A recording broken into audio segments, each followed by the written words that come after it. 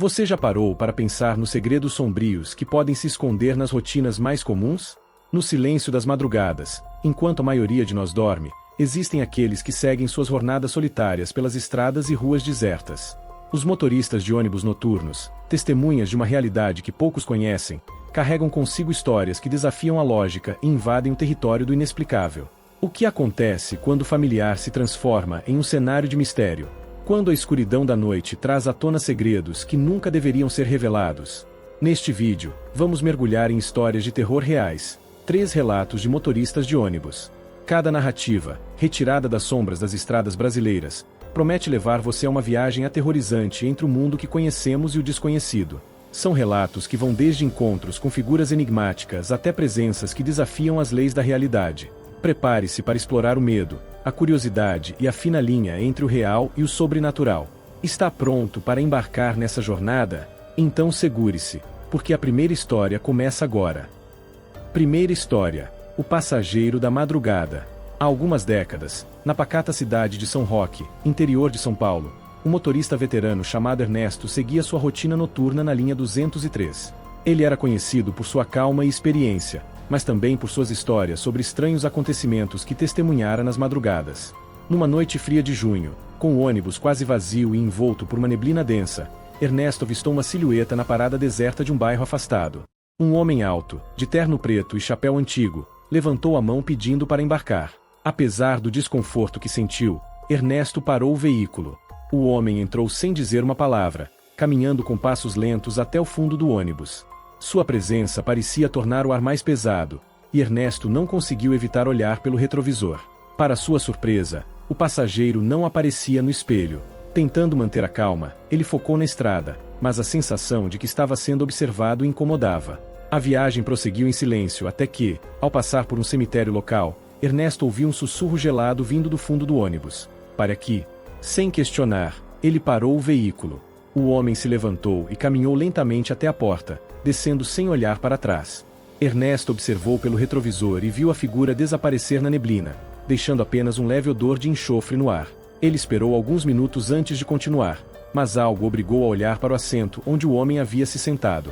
Lá, encontrou um objeto peculiar, uma pequena moeda de prata, datada de 1890. A descoberta o deixou intrigado e, ao mesmo tempo, aterrorizado. Nos dias seguintes, Ernesto tentou esquecer o ocorrido. Contudo, rumores começaram a se espalhar entre os motoristas da região. Outros relataram ter visto o mesmo homem, sempre em noites nebulosas, sempre nas proximidades do cemitério. A presença dele parecia carregar um aviso sombrio, como se fosse o mensageiro de algo proibido e inexplicável. A história ganhou força, e muitos evitavam dirigir por aquela rota noturna. Determinando-se a entender o que estava acontecendo, Ernesto decidiu investigar por conta própria. Conversou com moradores antigos do bairro e descobriu que, décadas atrás, um homem com as mesmas descrições havia sido enterrado naquele cemitério. Ele era um advogado famoso, conhecido por casos polêmicos e por uma vida marcada por intrigas. Seu desaparecimento repentino e o subsequente enterro foram cercados por mistério, alimentando especulações sobrenaturais. Na semana seguinte, Ernesto decidiu dirigir novamente naquela linha. Ele queria respostas. Passando pelo mesmo ponto, avistou a silhueta do homem novamente. Dessa vez, não parou. Contudo, ao chegar ao ponto final, encontrou a mesma moeda de prata sobre seu painel. O frio percorreu sua espinha, e ele compreendeu que algo ou alguém queria que ele prestasse atenção. Ernesto procurou ajuda espiritual. Visitou uma benzedeira, que lhe disse que o homem estava preso entre este mundo e o próximo. Segundo ela, sua alma buscava redenção, mas algo o impedia de descansar. A benzedeira sugeriu que Ernesto deixasse a moeda no cemitério, junto ao túmulo do homem. Ele hesitou, mas sentiu que essa era sua única chance de se livrar do tormento.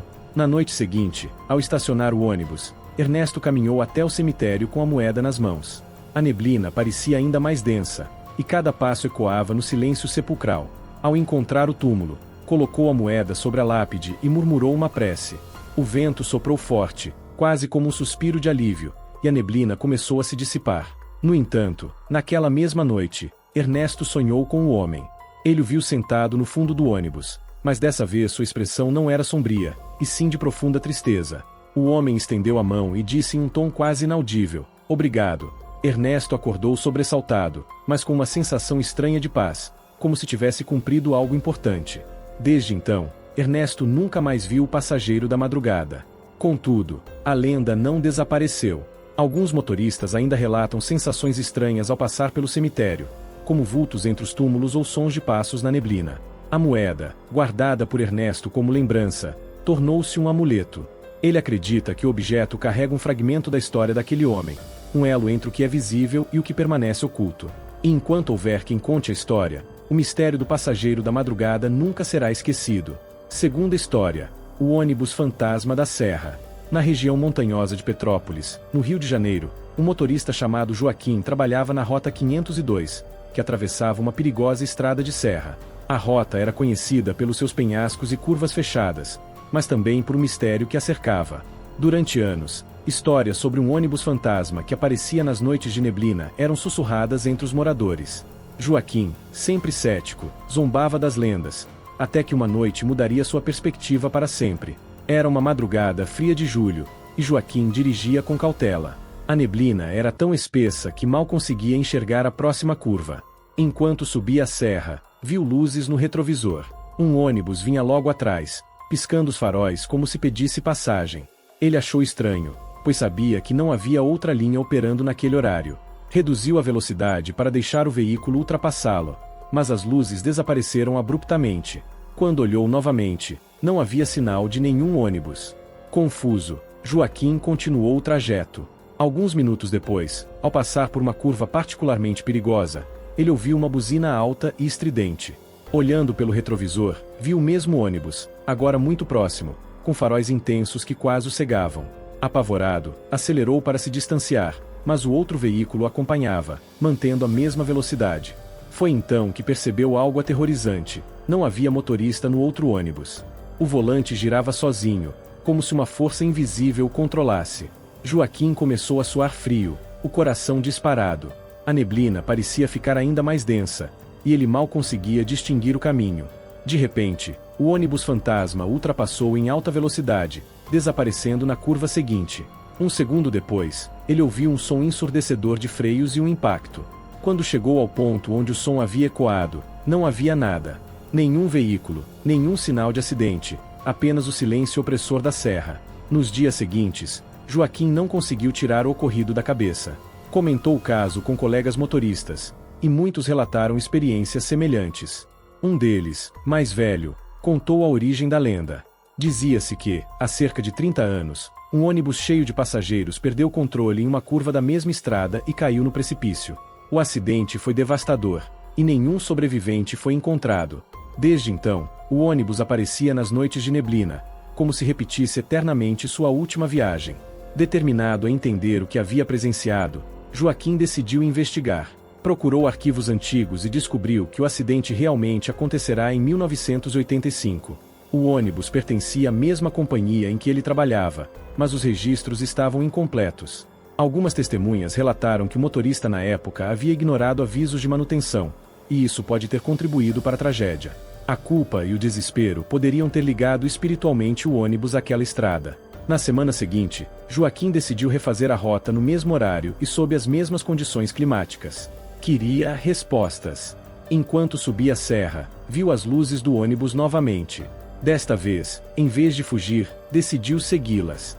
O veículo parecia guiá-lo, mantendo uma distância constante. Ele o seguiu até uma curva, onde a neblina parecia se dissipar ligeiramente. Foi então que viu o que parecia ser o contorno do ônibus no fundo do precipício. Parou o ônibus e desceu para olhar mais de perto. Ao se aproximar da borda, sentiu um frio intenso e ouviu vozes sussurradas, como se dezenas de pessoas lamentassem em uníssono.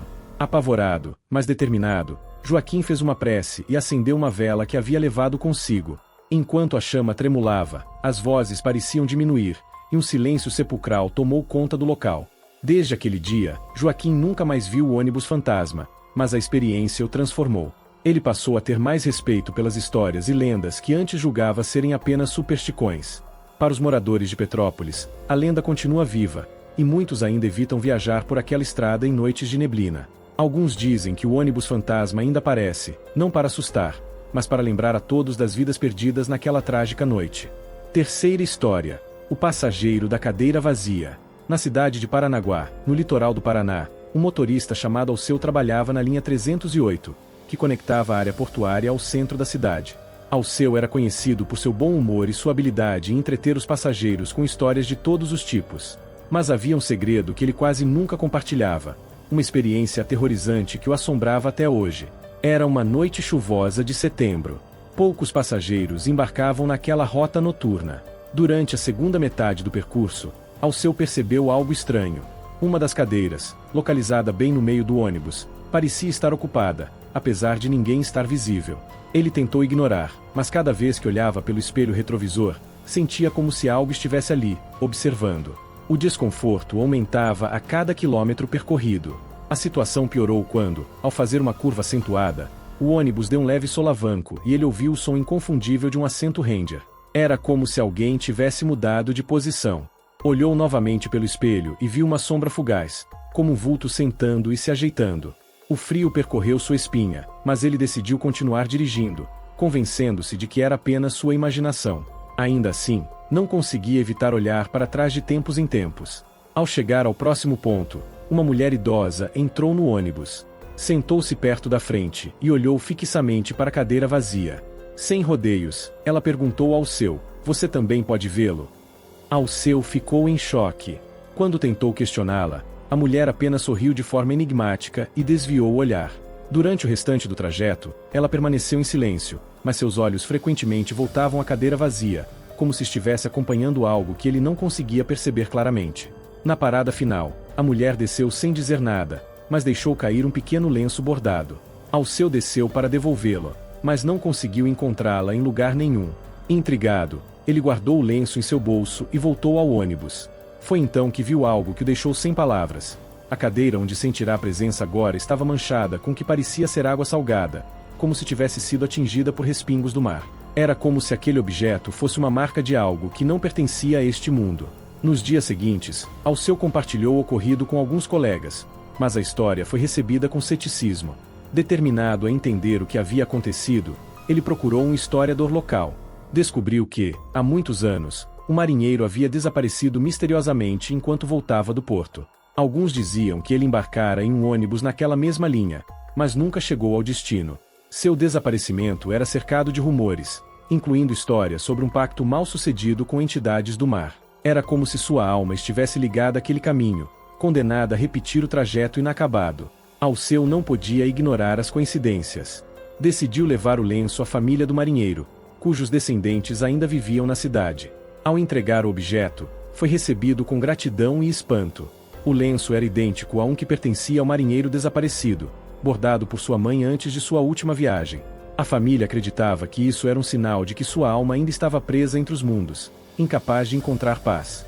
Isso trouxe um misto de conforto e inquietação àqueles que guardavam a memória do desaparecido. Na noite seguinte, Alceu voltou a dirigir a linha 308. Durante o trajeto, sentiu novamente a presença na cadeira. Desta vez, não tentou ignorar.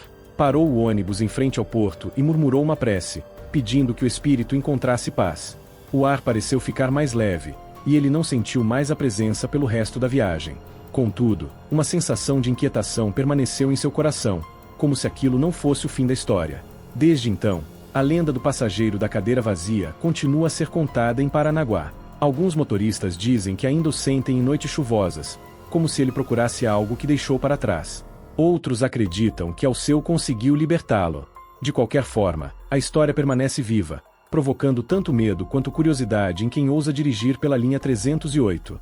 E sempre que a chuva cai, cobrindo as janelas do ônibus com seu manto sombrio, os motoristas olham para a cadeira vazia, sem saber se estará, de fato, vazia.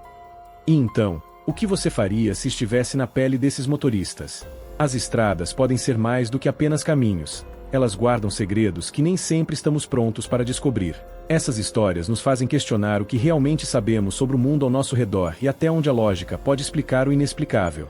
Você acredita que essas experiências são apenas fruto da imaginação ou existe algo mais sombrio à espreita, esperando por um momento de vulnerabilidade para se revelar? Deixe nos comentários o que você acha. Essas histórias são apenas coincidências assustadoras ou provas de algo que transcende a nossa compreensão? E, mais importante, Você teria coragem de dirigir pelas madrugadas sabendo que pode não estar sozinho? Se você gostou desse vídeo e quer continuar explorando o desconhecido, não se esqueça de se inscrever no canal e ativar as notificações. Assim, você não perderá nenhum novo relato ou mistério revelado. A jornada pelo sobrenatural não termina aqui. Prepare-se para descobrir ainda mais histórias que farão sua espinha gelar e sua mente se encher de dúvidas. Até a próxima viagem pelo desconhecido.